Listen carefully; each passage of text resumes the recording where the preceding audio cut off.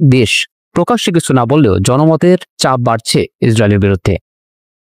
সবশেষ বিশেষজ্ঞরা বলছেন, হুতিদের এই ক্ষেপণাস্ত্র হামলা শুধু একটি প্রতিশোধ নয়, বরং ইসরায়েলের নিরাপত্তা ব্যবস্থার জন্য বড় হুমকি। ক্লাস্টার বোমার ব্যবহার নতুন এক মাত্রা যোগ করেছে, যা ভবিষ্যতে আরো ভয়াবহ রূপ নিতে পারে।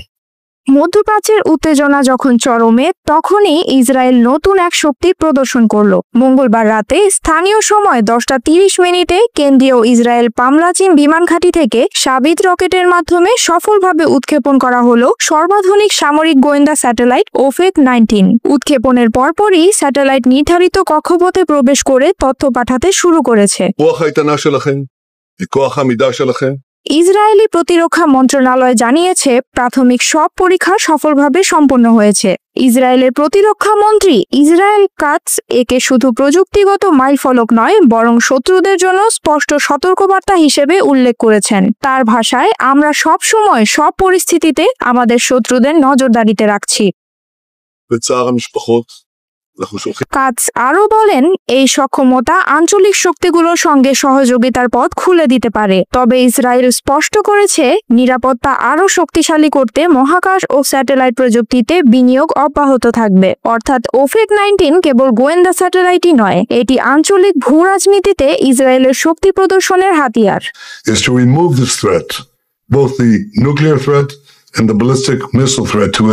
তবে উৎক্ষেপণের মুহূর্তে রাজধানী তেল আবিব সহ আশেপাশের এলাকায় সাময়িক আতঙ্ক তৈরি হয়। আকাশে রকেট ছুটে যাওয়ার দৃশ্য দেখে অনেকে ভেবেছিলেন এটি ক্ষেপণাস্ত্র প্রতিরোধ ব্যবস্থার অংশ।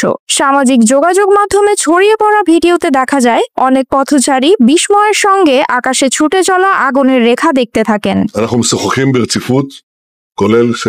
প্রযুক্তিগত দিক থেকে ওফেক-19 এক অনন্য সক্ষমতা অর্জন করেছে। এটি একটি সিনথেটিক অ্যাপারচার রাডার স্যাটেলাইট, যা দিন রাত যে কোনো আবহাওয়ায় কাজ করতে সক্ষম। 50 সেন্টিমিটারেরও ছোট বস্তু শনাক্ত করার ক্ষমতা রাখে এটি। অর্থাৎ ঘন মেঘ বা অন্ধকার রাতেও স্যাটেলাইটটি শত্রুদের গতিবিধি স্পষ্টভাবে নজরে আনতে পারবে।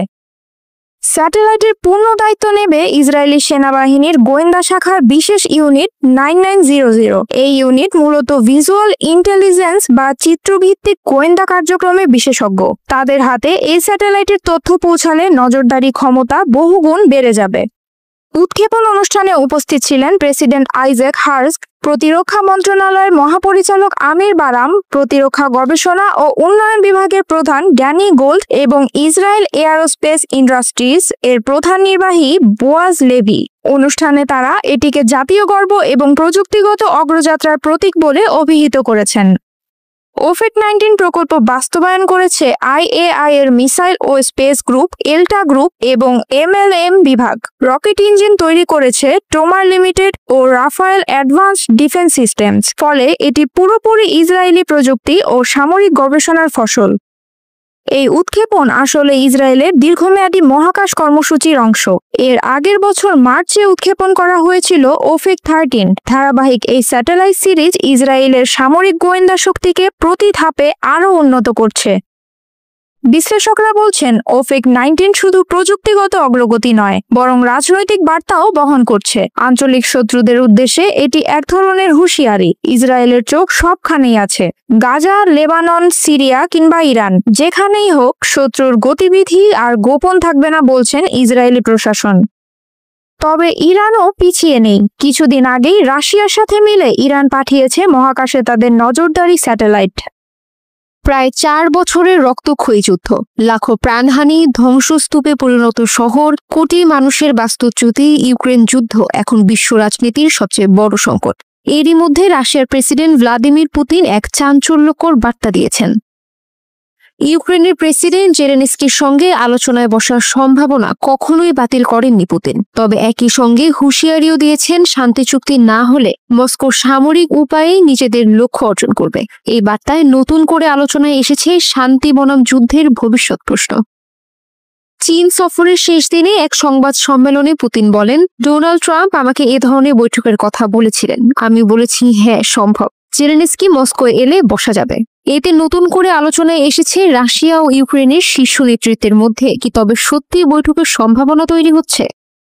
রাশিয়া ইউক্রেন যুদ্ধ বন্ধে উদ্যোগী হয়েছেন মার্কিন প্রেসিডেন্ট ডোনাল্ড ট্রাম্প। তিনি আলাস্কায় পুতিন এবং হোয়াইট হাউসে জেলেনস্কির সঙ্গে আলাদা বৈঠক করেছেন। তার চেষ্টায় জেনেভাকে সম্ভাব্য বৈঠকের স্থান হিসেবে প্রস্তাব করেছে জার্মানি, তবে এখন পর্যন্ত দৃশ্যমান কোনো অগ্রগতি হয়নি। পুতিন বলেন, যদি সুড়ঙ্গের শেষে আলো দেখা যায় তাহলে চুক্তির মাধ্যমে যুদ্ধ থামানো সম্ভব, তবে যদি সেটা না হয় আমাদের সামরিক পথেই এগোতে হবে। এই বক্তব্য স্পষ্ট করে দিয়েছে রাশিয়ার জন্য 4 দখলকৃত অঞ্চল ছাড়াই শান্তির একমাত্র মূল শর্ত। অন্যদিকে কিয়েভ বলছে ভূখণ্ড ছেড়ে দিয়ে কোনো চুক্তি করবে না ইউক্রেন।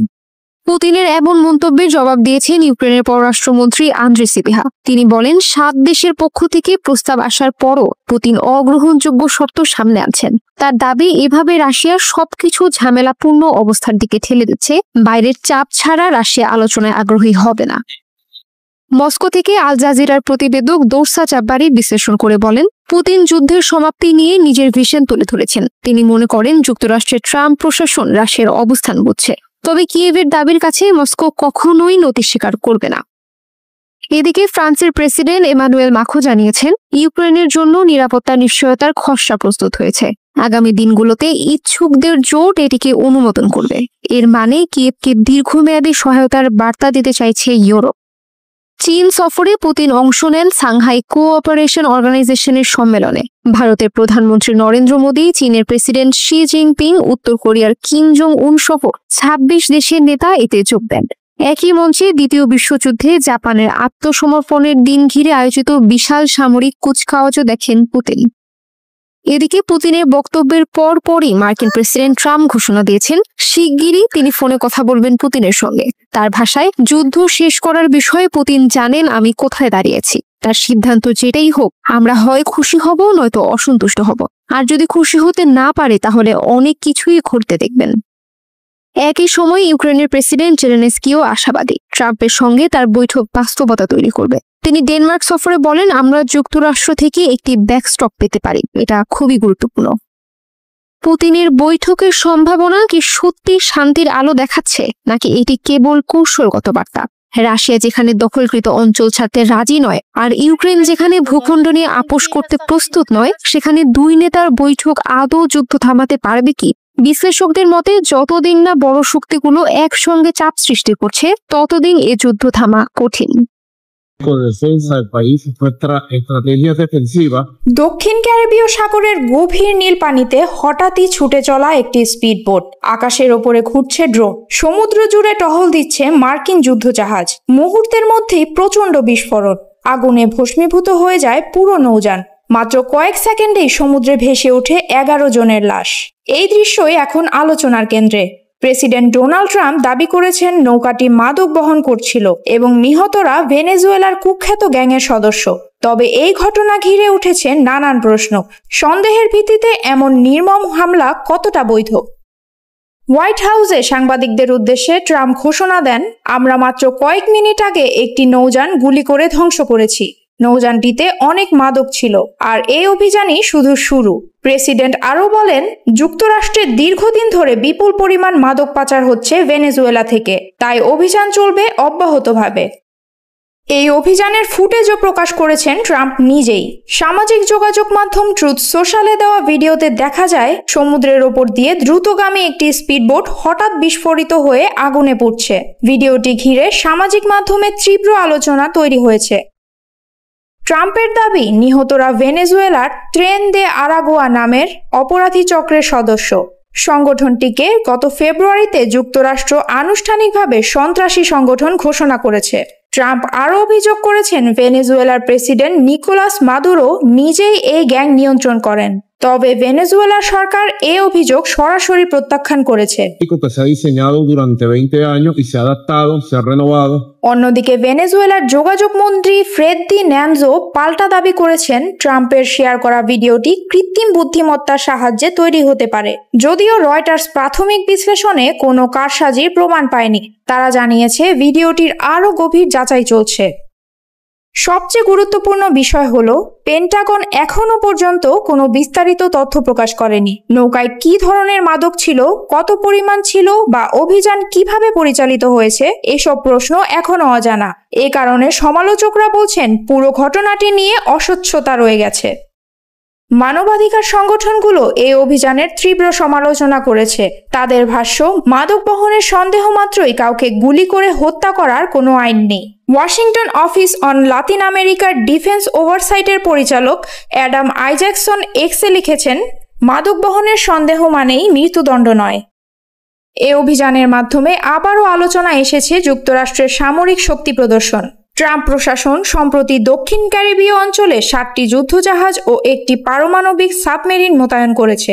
সেখানে আছেন 4500-এরও বেশি নাবিক ও মেরিন সেনা।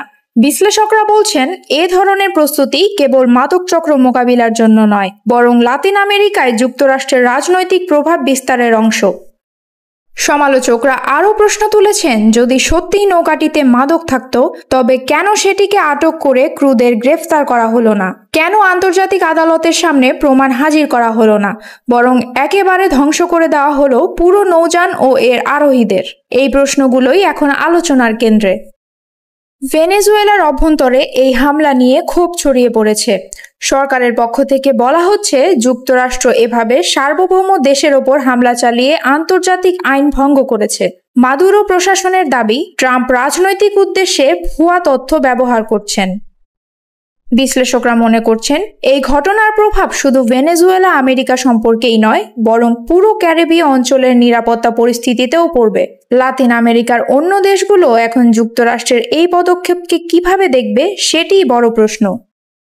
সবশেষে যা স্পষ্ট, এটি শুধু মাদক বিরোধী অভিযান নয়, বরং ট্রাম্প প্রশাসনের ক্ষমতা প্রদর্শনের একটি বার্তা। তবে সমালোচকরা মনে করেন, সন্দেহের ভিত্তিতে প্রাণঘাতী হামলা চালানো আন্তর্জাতিক মানবাধিকার আইনকে প্রশ্নবিদ্ধ করছে।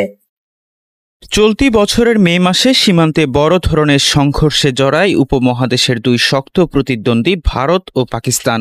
এই সংঘর্ষে চরম গোয়েন্দা ব্যর্থতার পরিচয় দেয় ভারত। এ সময় পাক বিমান বাহিনীর হাতে অন্তত 6টি যুদ্ধ বিমান হারায় নয়াদিল্লি। অন্যদিকে আকাশ প্রতিরক্ষায় চরম দুর্বলতার মুখে পড়ে পাকিস্তানও। তবে এবার নিজের অজান্তেই পাকিস্তানের জন্য গুরুত্বপূর্ণ এক গোয়েন্দা তথ্য প্রকাশ করে দিয়েছে ভারত। সম্প্রতি ভারতীয় বিমান বাহিনীর উপর নির্মিত একটি ডকুমেন্টারি ফিল্ম প্রকাশ করতে গিয়ে একটি ভারতীয় টিভি চ্যানেল কিছু সময়ের জন্য ভুলক্রমে পুরো দেশের মধ্যে যেসব জায়গায় আকাশ প্রতিরক্ষা ব্যবস্থা মোতায়েন করা আছে তার একটি বিস্তারিত মানচিত্র দেখিয়ে ফেলে। যদিও তারা তা দ্রুতই সরিয়ে ফেলে, তবে এর মধ্যেই ভারতের এই আকাশ প্রতিরক্ষা মানচিত্র ছড়িয়ে পড়েছে ইন্টারনেটে। প্রকাশিত ফুটেজে দেখা যায় integrated air command and control system তথা IACCS এর একটি সচিত্র মানচিত্র প্রকাশ পায়। IACCS মূলত ভারতের বহুস্তর ভিত্তিক একটি আকাশ প্রতিরক্ষা ব্যবস্থা। এর মাধ্যমে ভারতের পুরো আকাশ সীমায় সার্বক্ষণিক আকাশ নজরদারি নিশ্চিত করা যায়। এর কাজ মূলত রাডার, সেন্সর, স্যাটেলাইট ও অন্যান্য সেন্সর নেটওয়ার্ককে একীভূত করে একটি real time air situation picture তৈরি করা। IACCS এর মাধ্যমে আকাশ প্রতিরক্ষায় যুক্ত ভারতীয় বিমান বাহিনী, ভারতীয় সেনাবাহিনীর আকাশ প্রতিরক্ষা বিভাগ ও ভারতীয় নৌবাহিনীর মধ্যে দ্রুত তথ্য আদান প্রদান ও যৌথ অভিযান পরিচালনা করা হয়। IACCS শত্রুপক্ষের বিমান, ড্রোন, ক্রুজ মিসাইল বা ব্যালিস্টিক মিসাইল শনাক্ত করে দ্রুত প্রতিক্রিয়া দেখায়। ভারতের এই আকাশ প্রতিরক্ষা ব্যবস্থায় রয়েছে রাডার ইন্টিগ্রেশন, যা স্থলভিত্তিক ও mobile radar, airborne warning system ও অন্যান্য সেন্সরের ডেটা একত্রিত করে থাকে। এছাড়া রয়েছে ডাটা ফিউশন, যা বিভিন্ন উৎস থেকে আসা তথ্যকে ফিল্টার ও যাচাই করে একক ও নির্ভুল এয়ার পিকচার তৈরি করে। আরও রয়েছে রিয়েল টাইম কমান্ড ও কন্ট্রোল, যার মাধ্যমে এয়ারবেস, কমান্ড হেডকোয়ার্টার এবং জাতীয় পর্যায়ের নিয়ন্ত্রণ কেন্দ্র থেকে একই সঙ্গে পরিস্থিতি পর্যবেক্ষণ ও নির্দেশ জারি করা যায়। এই আকাশ প্রতিরক্ষা ব্যবস্থায় fibre optic network, satellite link এবং এনক্রিপ্টেড ডেটা লিঙ্ক ব্যবহার করে নিরাপদ যোগাযোগ ব্যবস্থা স্থাপন করা হয়। এছাড়াও IACCS এর রয়েছে স্বয়ংক্রিয় প্রতিরক্ষা ব্যবস্থা, যা শত্রু শনাক্ত হলে দ্রুত ইন্টারসেপ্টর বিমান, সারফেস টু এয়ার মিসাইল বা এন্টি এয়ারক্রাফট গান মোতায়েনের নির্দেশ পাঠাতে পারে। IACCS এর পুরো সিস্টেমটি বিভিন্ন অঞ্চলে ছড়িয়ে রয়েছে, যাতে একটি অংশ ক্ষতিগ্রস্ত হলেও বাকি নেটওয়ার্ক কাজ চালিয়ে যেতে পারে। শ্রোতা বন্ধুরা, বিশ্ব সংবাদে এই ছিল আমাদের সর্বশেষ আয়োজন। সঙ্গে থাকার জন্য আপনাদের সবাইকে অসংখ্য ধন্যবাদ।